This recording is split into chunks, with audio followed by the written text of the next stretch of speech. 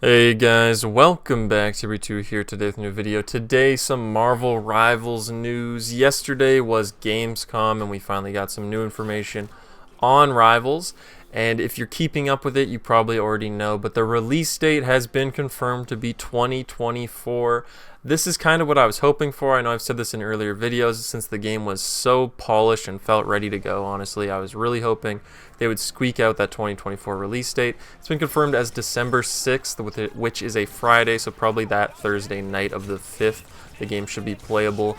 And at the very least, it'll be like Friday the 6th of December. The game will be out, fully free to play. It's on all like next-gen platforms, PC as well, of course. And this leaves a lot of players wondering if there's going to be an open beta and when it's going to be.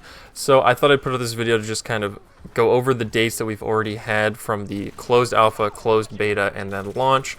And you can kind of discern where an open beta would be. And I kind of have like two running theories on when it will be, if it's going to happen.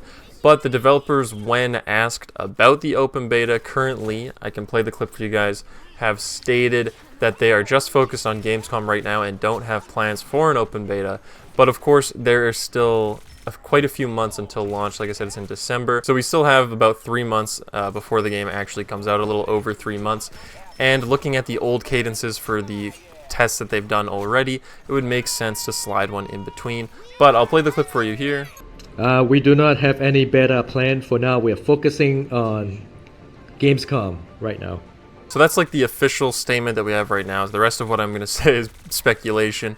But I feel like there's a very high chance there will be an open beta, especially considering a few different factors, like one being that they have a playable version of the game with Bucky and Cap, the two new characters, the Winter Soldier and Captain America, that were announced at Gamescom. They have a playable version of the game at the floor on Gamescom that you can go there and play with them in it. So that's obviously a newer build version of the game than the build that we played in the closed beta, meaning that even at the very least, with the amount of like community outcry to have some sort of open beta, they could honestly like do no other versions, no new effort of any kind, and just push the Gamescom version as the open beta just to give people something to play. That's something that, you know, I feel like they could easily do, and I honestly expect them to actually just do a full build, especially considering it would be smart to stress test the servers pre-launch, since this is going to be a free-to-play game that has a massive interest in it. Even people who aren't intending on playing the game long-term are going to be trying it out at launch. So having an open beta, even if it is, and this is my one of two theories, an open beta that leads straight into launch, meaning like if it comes out December 6th, you would have 2 weeks prior to that are like an open beta with, you know, there's no battle pass, there's no like progression. It's just the general game, like ranked isn't unlocked yet, stuff like that. It's just the game for like the first week of December and the last week of November, just to stress test all the servers. You know, if it goes down for like 2 days, it's no big deal. People can come in and try it, and then if they don't like it, they won't continue to play into the real launch, and that'll also alleviate a little bit of stress on the servers. But this gives them an idea of like how much capacity they need to have a smooth launch, which is almost unheard of nowadays anyways. So expecting like a completely smooth launch with no server outages or downtime or anything like that is unlikely. Even massive games with like pre-order numbers, like, you know, Call of Duty has their exact pre-order numbers every year, and they still go down for, you know, days every time they release a game, and that's like a multi-billion-dollar studio putting out their like 50th game. So you can imagine that Rivals will probably have an issue there as well, which is why you would think an open beta would make sense, and it would be in their best interest just to do it, and it would also make the community happy. So there is a high chance it happens, and like I said, it's either going to most likely be leading into launch, so you play like a week or two early there just to like stress the servers, and then the game comes out December 6th and it kicks off into full swing.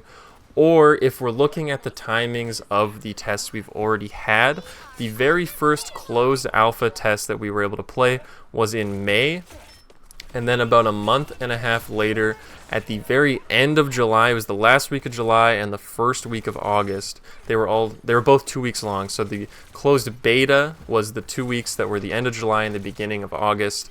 So if we were to look another month and a half or 2 months ahead of where we are now, the end of the beta was August 5th. So this would put us like the end of October or like the beginning, middle of November which again, that would give them a month to like polish up things that people had complaints about or bugs that people find, and then they could launch in December. That's probably the more likely case, is that if they're going to do an open beta where they actually take feedback into consideration and then like fix those things that people find in the open beta, they would want probably a month at least to work on that sort of stuff. So beginning of November would make a lot of sense. Even if it was 1 week instead of 2, the previous stuff has all been 2 weeks. And then on top of that, there have been like a lot of leaks about specific characters. I'm not going to go over like leak stuff just for goodwill with NetEase in general. They don't really like leaks and all that. But there are a lot of characters that are leaked, and there's a trailer that's supposed to have 8 characters that are still unannounced even, that was expected at Gamescom and didn't show up. And there's sort of like rumblings that they're going to be either revealing or releasing, like I guess it's not really releasing if there's no playable version, but revealing new characters every month up until launch, which sounds kind of insane because the roster is already so massive. But just in August alone, they dropped 4 new heroes since the beta had 2 new characters, and they added Jeff and Thor in the middle week of that closed beta. So I guess expecting 1 to 2 heroes every month until launch isn't the most insane thing. It does sound a little crazy since the roster is already so high.